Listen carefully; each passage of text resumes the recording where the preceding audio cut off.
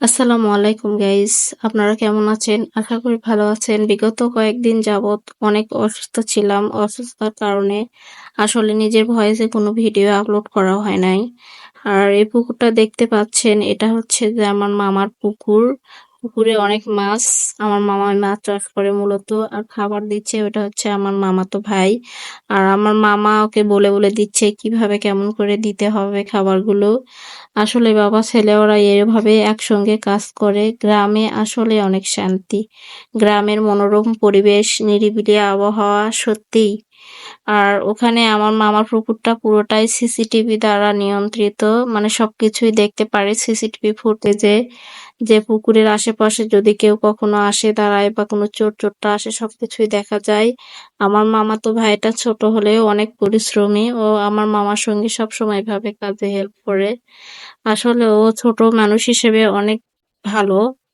এই পুকুরটার সাথে আমার অনেক স্মৃতি জড়িয়ে আছে। আসলে আমি ছোটবেলায় বেশিরভাগ আমার নানির বাড়িতে সময় কাটাইছি।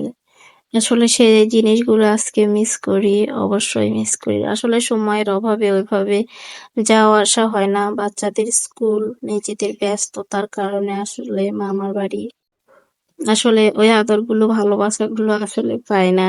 আমার মামার শুধু একটা পুকুর না, আমার মামার আরো ২-৩টা পুকুর আছে। আমার মামা আসলে কোথাও সময় করে ওইভাবে বের হতে পারে না কাজের ব্যস্ততার জন্য।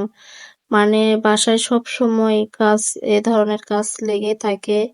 এ পুকুর নিয়ে ব্যস্ত থাকে, জমি এসব নিয়ে ব্যস্ত থাকে আরকি।